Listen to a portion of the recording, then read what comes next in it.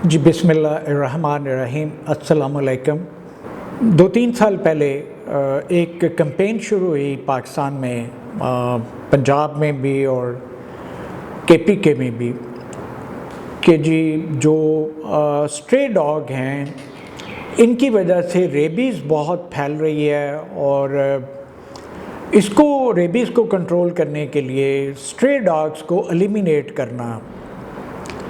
तो बेसिकली इसके पीछे मुझे अच्छी तरह याद है कि एक पाकिस्तानी अमेरिका से जो अमेरिकन पाकिस्तानी नज़ाद अमेरिकन वो वहाँ से आई और उसने को डाटा शो करके और ये कैंपेन इनिशिएट करवा दी पाकिस्तान में।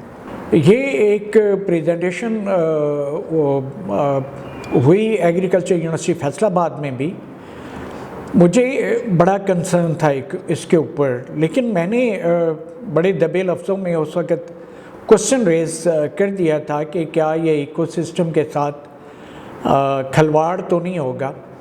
लेकिन हैरानगी की बात है कि एक अंडरग्रेड स्टूडेंट ने भी ये पॉइंट रेज़ कर दिया। तो मुझे खुशी हुई कि किसी ने इस तरफ किसी और ने भी इस तरफ तवज्जो दिलाई है।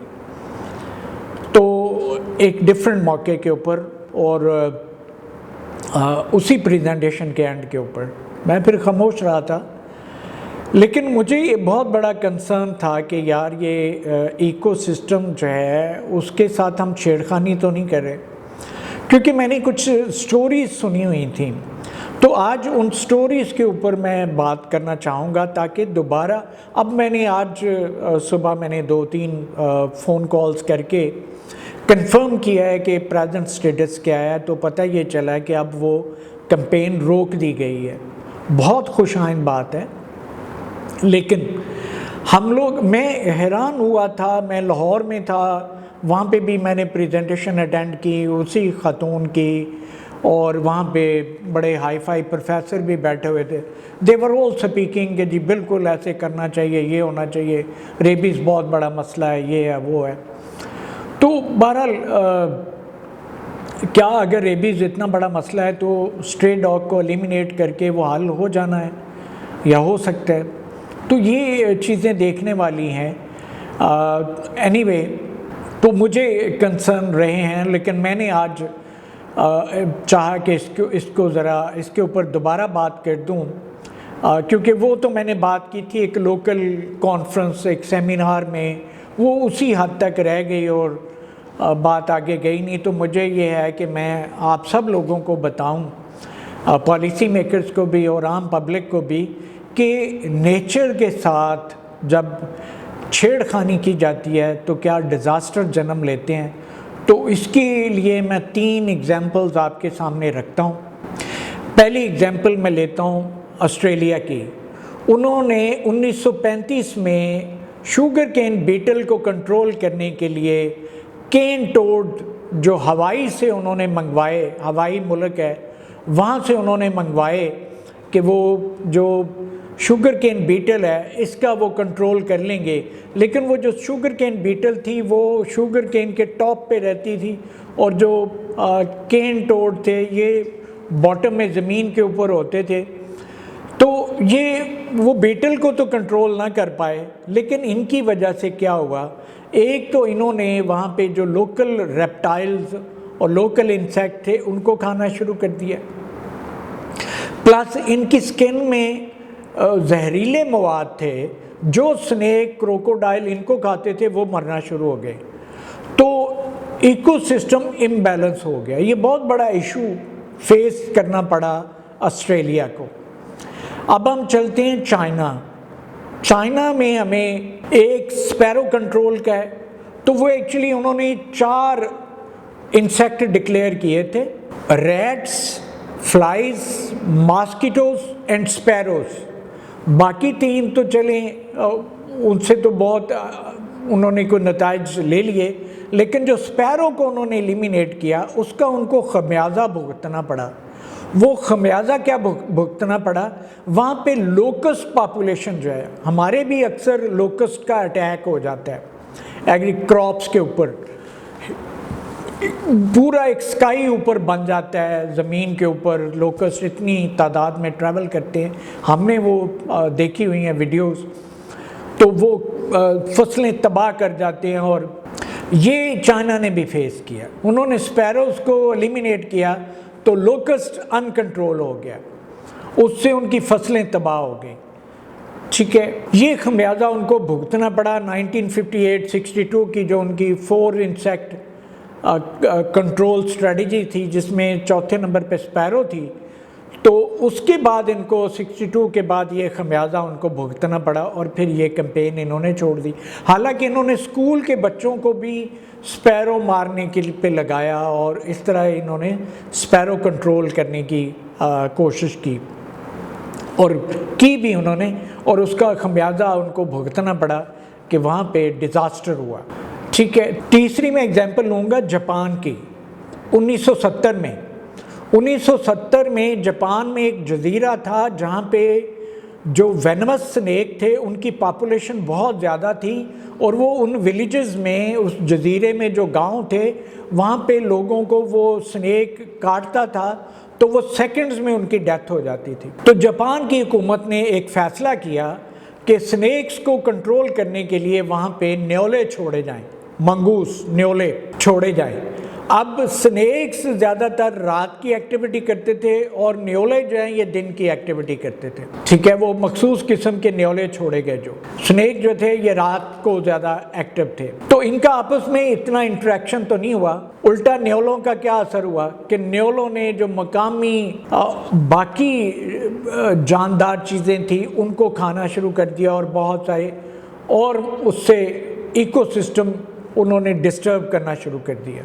वो न्योलों ने खरगोशों को खाना शुरू कर दिया, तो वहाँ पे खरगोशों की पॉपुलेशन कम हो गई। अब रिसेंटली चाइना ने एक जजीरे में उसको आबाद हरा भरा करने के लिए खरगोश छोड़े हैं, जो कि फ्रांस से मंगवाए, और उस जजीरे को हरा भरा किया। तो खरगोशों की पॉपुलेशन बहुत इम्पॉर्टेंट है डेजर्ट को ग्रीनलैंड में कन्वर्ट करने के लिए, और एग्रीकल्चर में ये बहुत इंपॉर्टेंट रोल प्ले करते हैं। एनीवे, तो वो खरगोश उन्होंने किल करने शुरू कर दिए। स्नेक का मसला जूं का तूं रहा, तो इस तरह से उनका ये मसला हल नहीं हुआ, और ये अगेन एक डिज़ास्टर को लीड किया।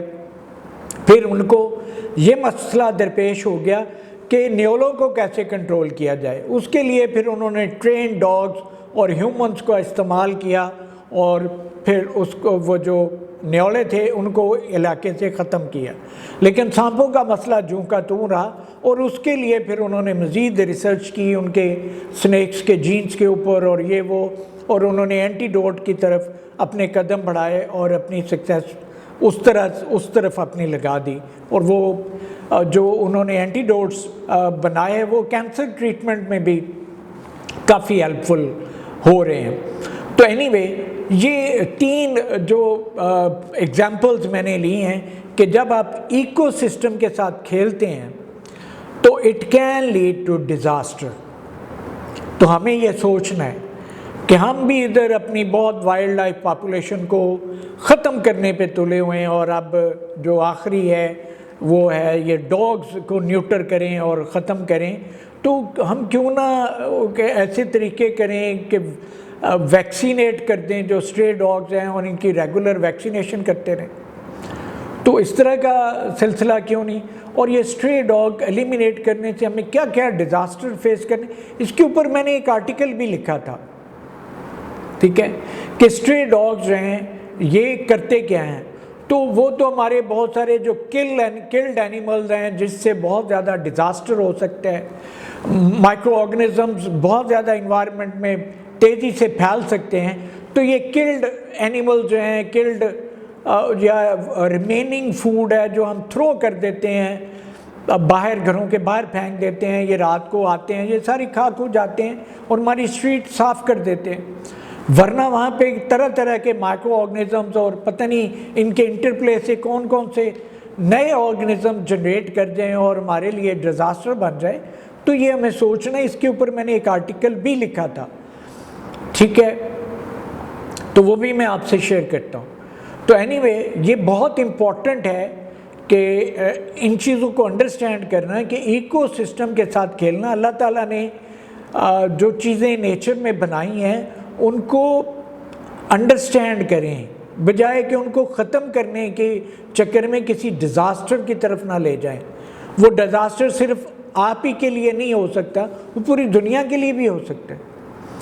ये सोचने की बात है, और कोई भी स्टेप लेने से पहले बहुत ज़्यादा सोच समझ की ज़रूरत है। और मैं हैरान हुआ था, इतने बड़े बड़े प्रोफेसर जो अमेरिका से पढ़े हुए और ये वो, तो मैं ऐसे देख रहा था कि यार हम लोग इतना पढ़ लिख के भी हम में वो शऊर नहीं आया कि चीज़ों को अंडरस्टैंड करके हम चलें कि इसका कोई डिज़ास्टर तो नहीं हो सकता।